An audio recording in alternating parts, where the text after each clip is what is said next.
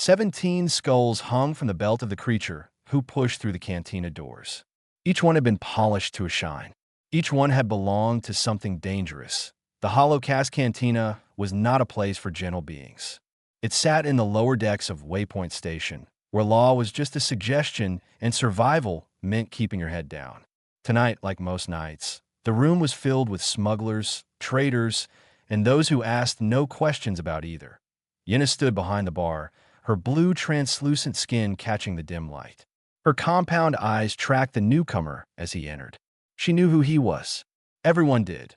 Drask Holofong, 0.8 feet of black scales and muscle. For arms ending in claws that could cut through ship hull. A reputation built on the bodies of the deadliest predators the galaxy had ever produced. Behind him walked two soldiers of a species, smaller but still terrifying. They scanned the room with hungry eyes. Conversation died. Glasses stopped halfway to mouths. A Pelori merchant near the door quietly gathered his things and slipped out. Drask smiled, showing rows of teeth designed for tearing flesh. He loved this part. The fear, the respect. He walked to a table in the center of the room where three traders sat frozen in their seats. He did not ask them to move. He simply stood there, waiting. They scrambled away so fast that one of them left his drink behind. Drask sat down heavily. His soldiers took positions on either side. He gestured at Yenna with one massive hand. "Your best," he said. 3 bottles. And keep them coming until I say stop." Yenna hurried to comply. She had seen what happened to those who kept Drask waiting. In the far corner of the cantina, a human sat alone. His name was Samuel Rowe, though most people just called him Sam.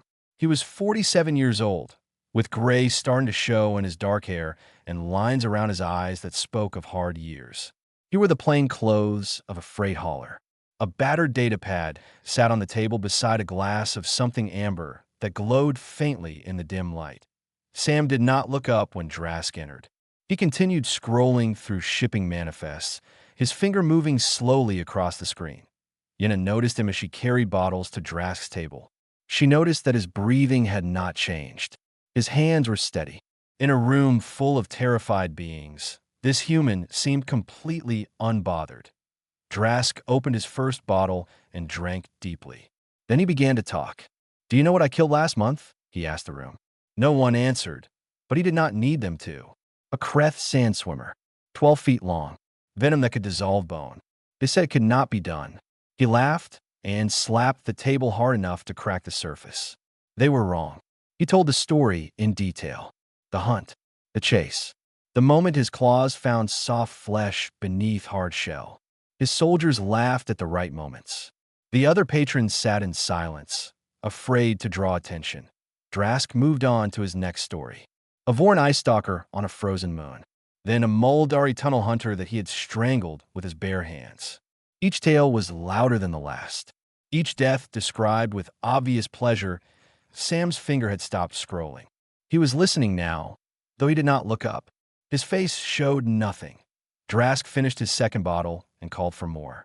His eyes moved across the room, looking for something. Looking for his next story.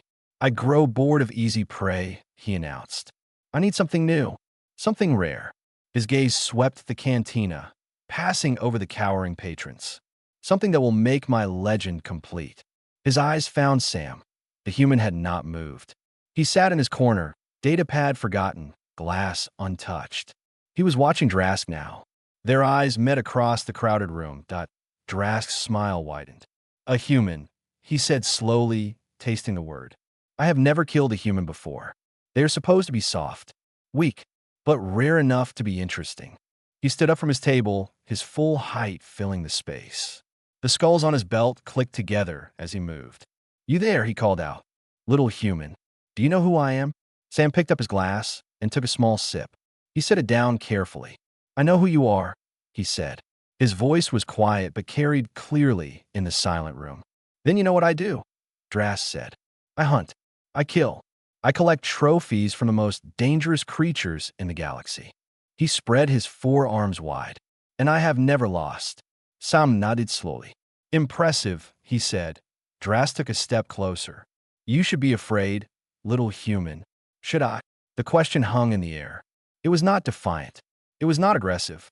It was simply curious, as if Sam genuinely wanted to know the answer. Drask studied the human more carefully.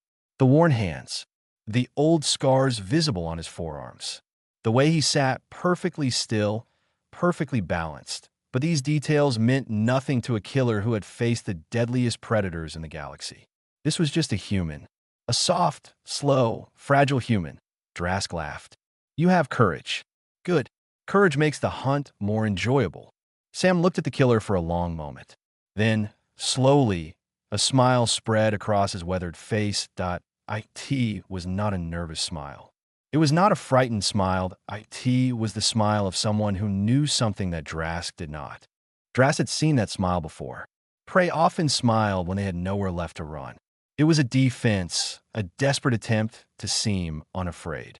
It meant nothing that he walked towards Sam's table, his heavy footsteps making the floor vibrate.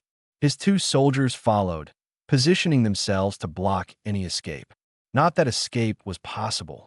The cantina had only one exit, and Drask's people were between Sam and the door. The other patrons pressed against the walls. Some were recording with small devices hidden in their clothing. Whatever happened here would spread across the galaxy by morning. Drask stopped at Sam's table and looked down at the human. Up close, the difference in size was almost comical. Drask was 8 feet of muscle and scales. Sam was barely 6 feet of soft skin and thin bones. Do you know what a death world is, human? Drask asked. Sam nodded. Edo. My homeworld is classified Category 7. Toxic atmosphere. Predators in every shadow. My people evolved to be the most dangerous things on our planet. Drask leaned down, bringing his face closer to Sam's. We were built for killing. What were you built for? Sam considered the question. Running mostly. Throwing things. Sweating. Drask blinked. Sweating is how we cool down. Very useful for chasing prey over long distances. Sam shrugged. Not very impressive, I know. A rumble of laughter came from Drask's throat. This human was either very brave or very stupid. Probably both. I have killed 17 Deathworlders, Drask said. Each one was stronger than me, faster than me, more deadly than me, and I killed them all. He tapped one of the skulls on his belt. This one had venom that could stop a heart in 3 seconds. This one could see heat and hunt in total darkness.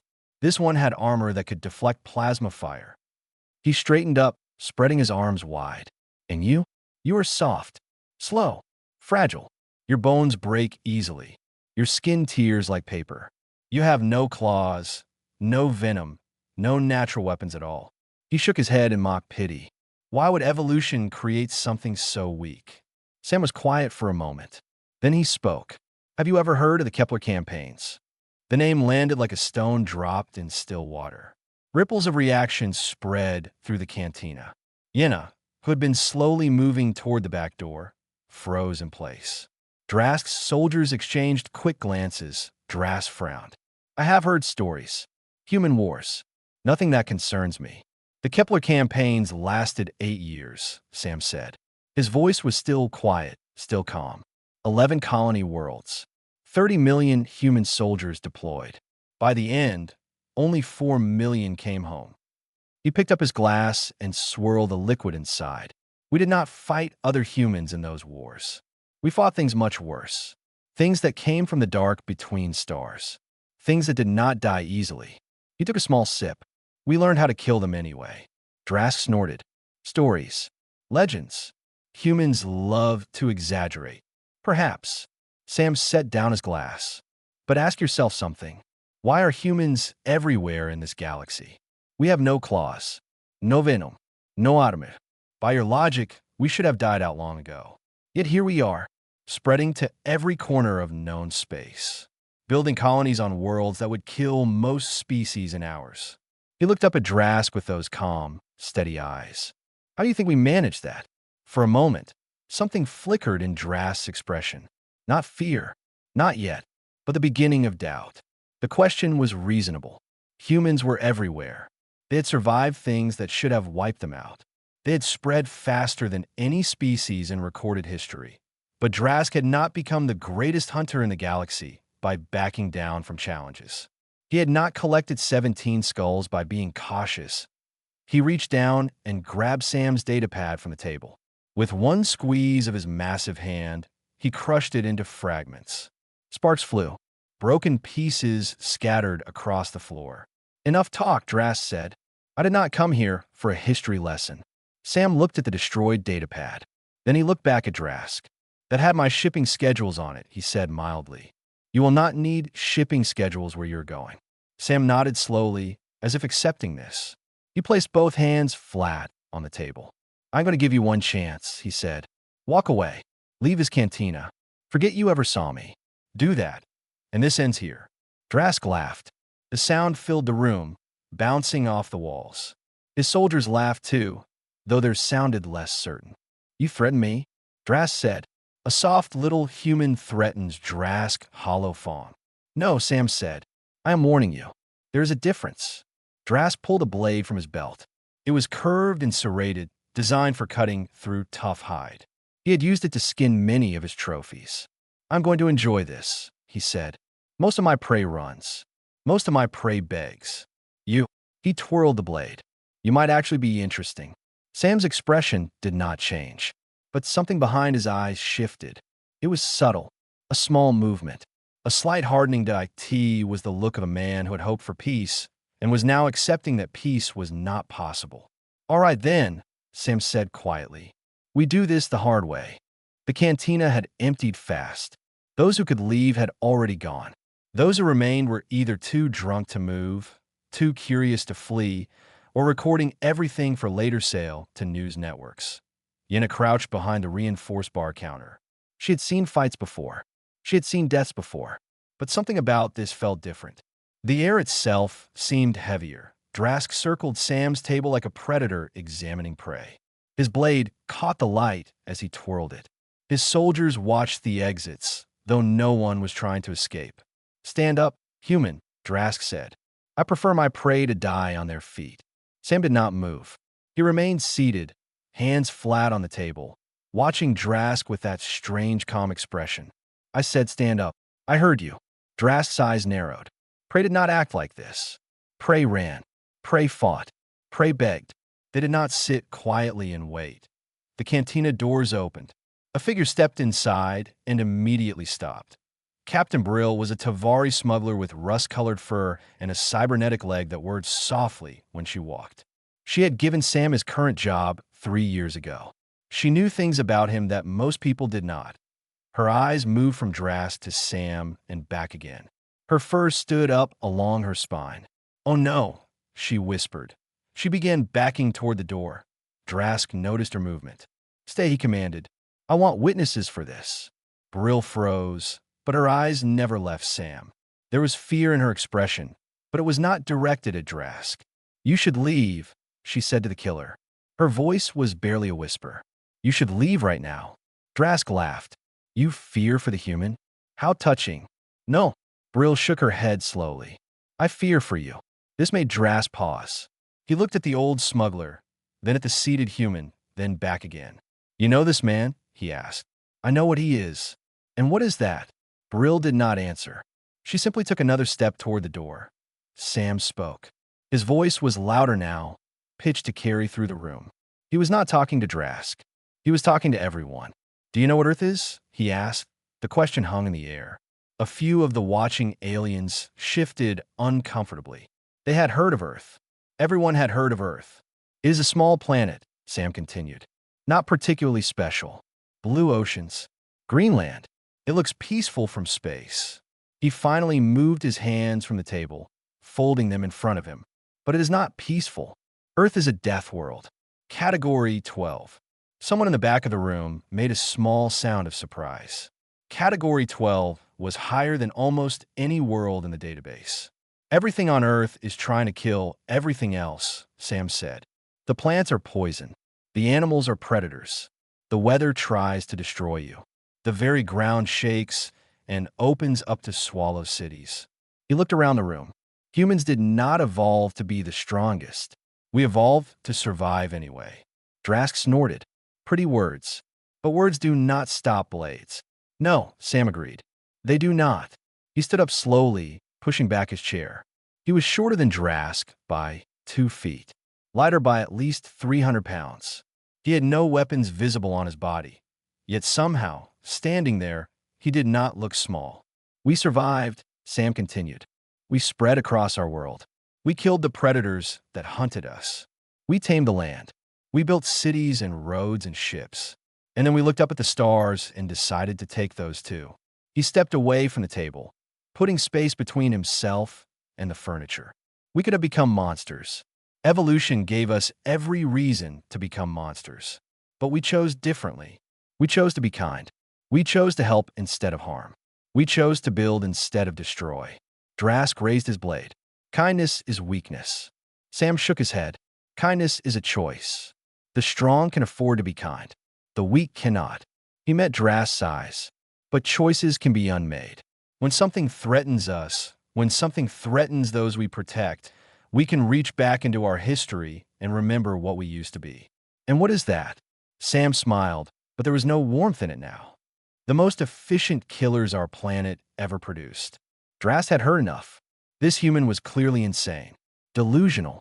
Perhaps he believed his own words, but belief did not change reality. Drask had killed creatures twice his size, 3 times his strength.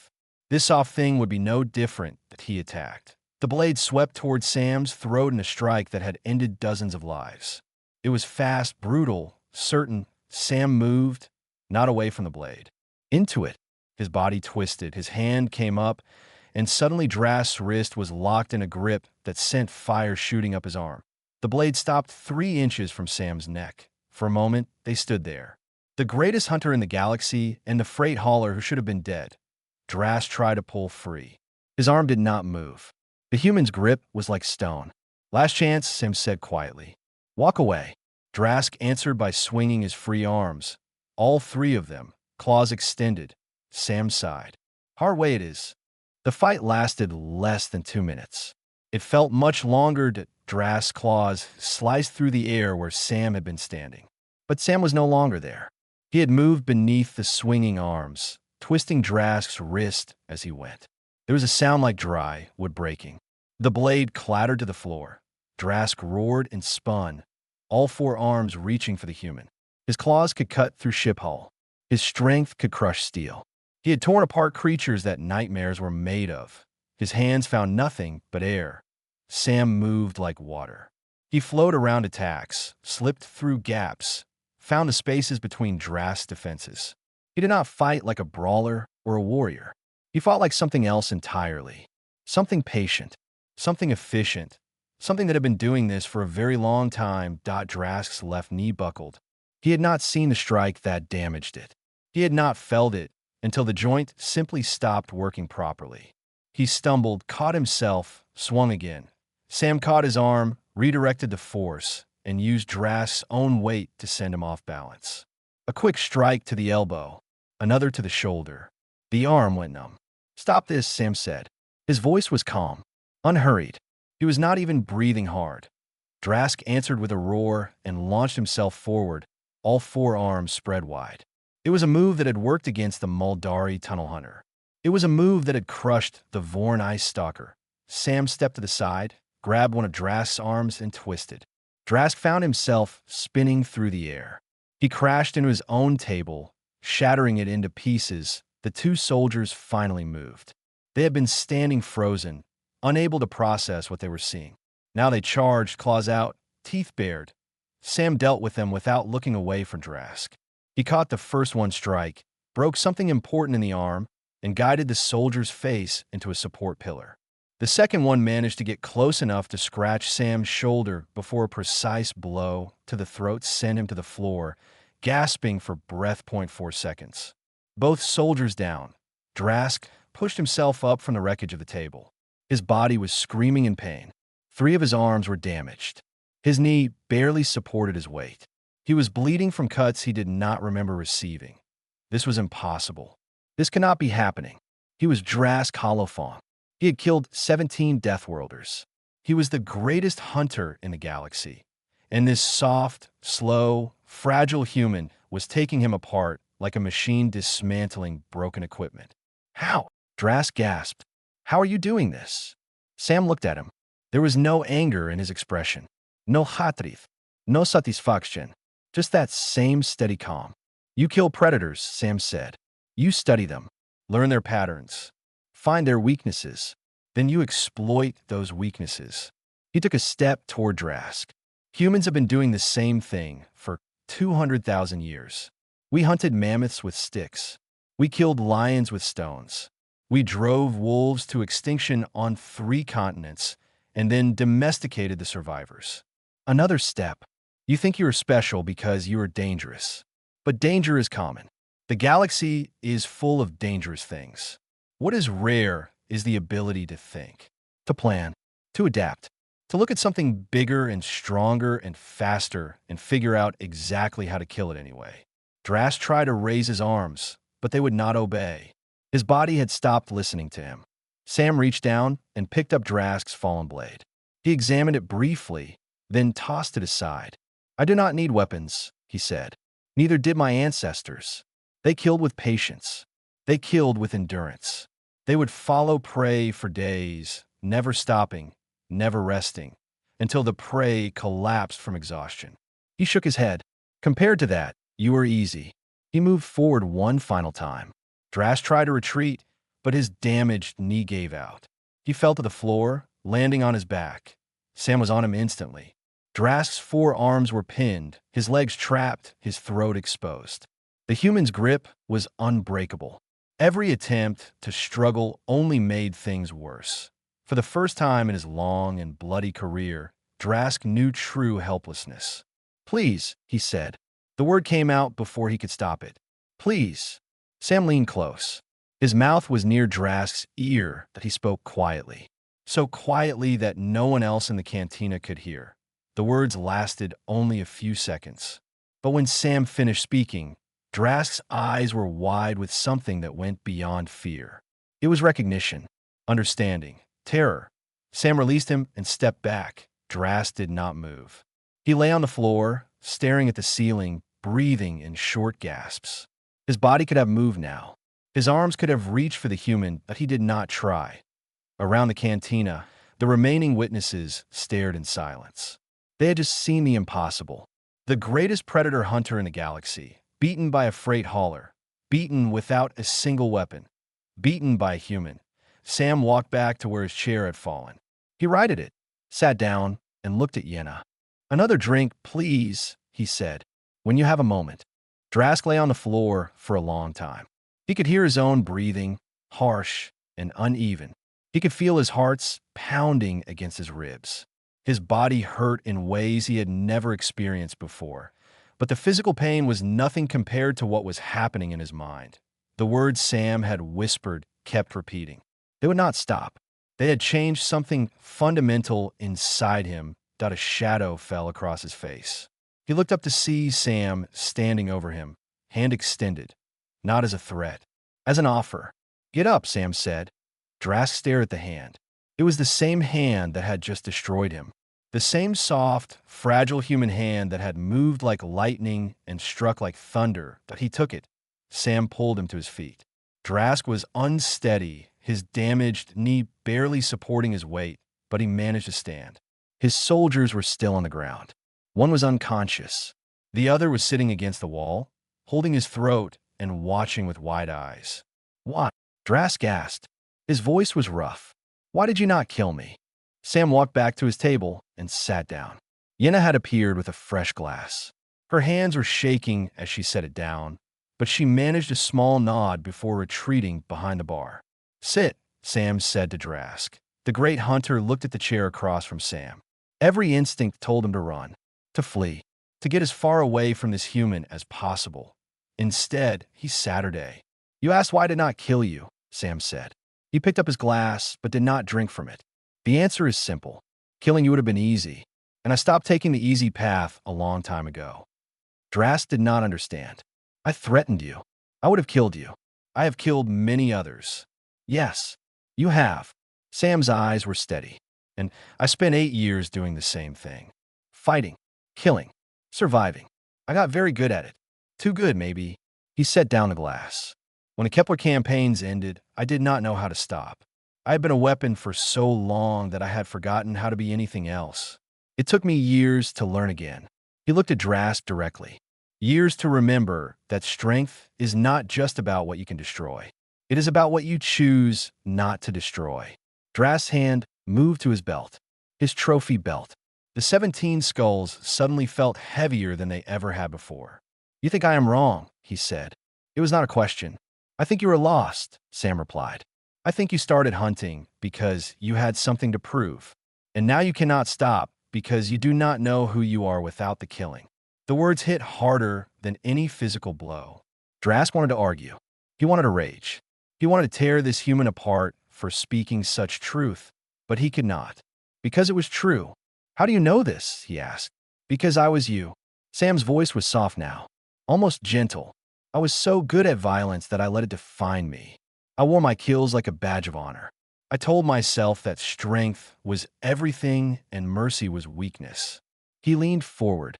"I was wrong. Mercy is not weakness. Mercy is the ultimate strength. It is easy to kill. Any fool can kill. But to have someone helpless before you, to have every right to end their life, and to choose not to?" He shook his head. "That takes real power." Around them, the remaining witnesses were recording every word. This conversation would spread across the galaxy just as fast as the fight had. "What did you whisper to me?" Drask asked. "On the floor." "What did you say?" Sam smiled slightly. "I told you what I saw when I looked at you. Not a great hunter, not a fearsome predator, just a scared boy trying to prove he matters, trying to fill a hole inside himself with trophies and blood." Drask's hands trembled. "I told you that the hole never fills. That no matter how many things you kill, it will never be enough. Because what you are really hunting is not out there." Sam pointed at Drask's chest. "It is in here." Silence fell over the cantina. Yenna was crying quietly behind the bar. Captain Brill stood near the door, watching with an expression that mixed fear with something else. Respect, maybe, or understanding. Drask reached down and unclipped his trophy belt. He held it in his hands, looking at the 17 skulls. 17 lives. 17 creatures who had done nothing wrong except exist in a galaxy where he was trying to prove himself. He set the belt on the table. "What do I do now?" he asked. His voice was small. "Lost." Sam pushed his glass across the table. "Now," he said, "you start over. You find something worth protecting instead of destroying. You use all that strength and skill for something better than adding skulls to a belt." He stood up. "Or you go back to hunting and killing and wondering why you still feel empty." He shrugged. "The choice is yours. It always was." Sam walked toward the door. The witnesses parted before him like water around a stone. The exit. He paused and looked back. "Good luck, Drask. I hope you find what you're looking for." Then he was gone. Drask sat alone at the table, staring at the trophy belt he no longer wanted to wear. 3 months passed. The story traveled faster. IT reached the core worlds within a week. By the end of the first month, there was not a station or colony that had not heard some version of what happened in the Holocast Cantina. The recordings had been copied millions of times. The words had been translated into 100 languages that a human freight hauler had defeated the greatest predator hunter in the galaxy. Without weapons, without armor, with nothing but his hands and the weight of his experience. And then he had let the hunter live. That second part was what stayed with people. The fight was impressive, but the galaxy had seen impressive fights before. The Mercy was something else entirely. The Mercy was new. Across 1,000 worlds, beings who had dismissed humans as soft and harmless began to reconsider.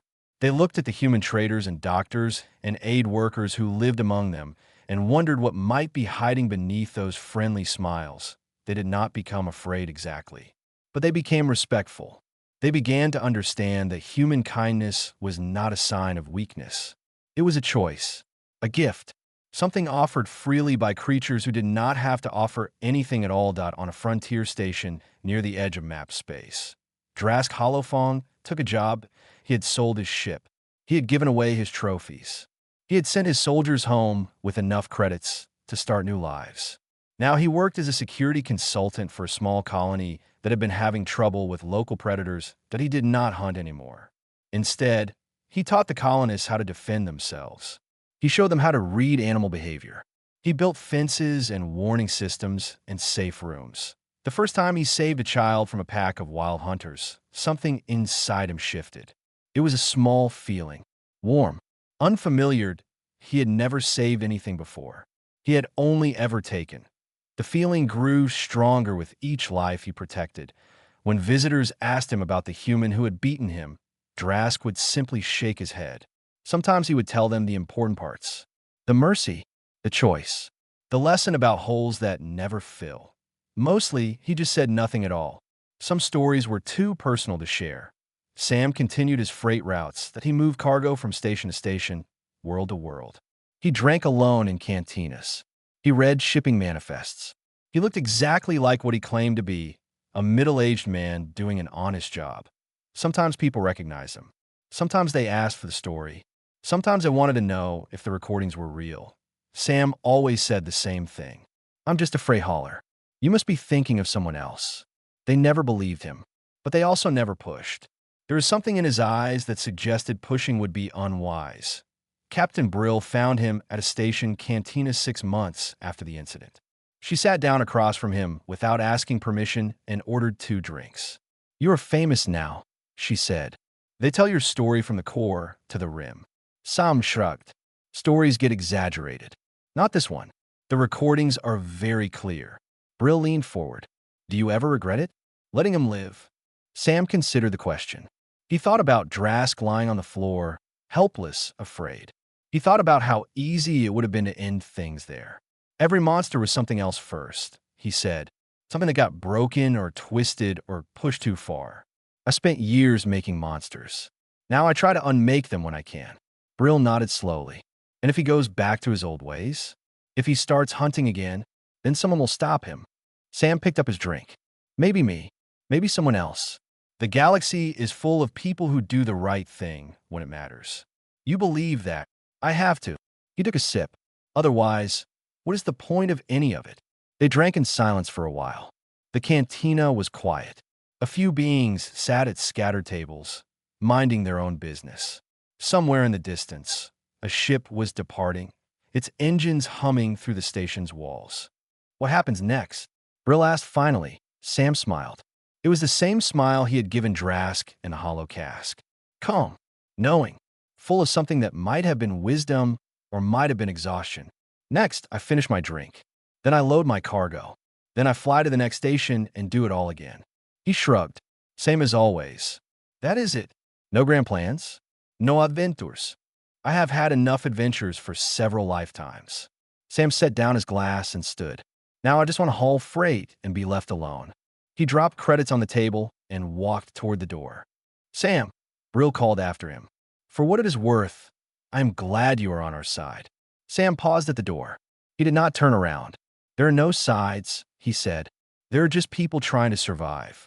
Some of them make good choices. Some of them make bad ones.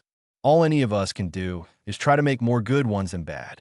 He walked out into the station corridor and disappeared into the crowd. Behind him, the story continued to spread.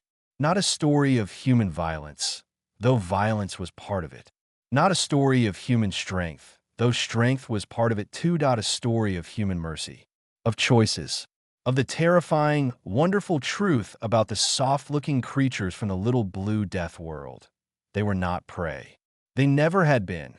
They had simply chosen to let the galaxy believe otherwise, until someone gave them a reason to remember what they really were.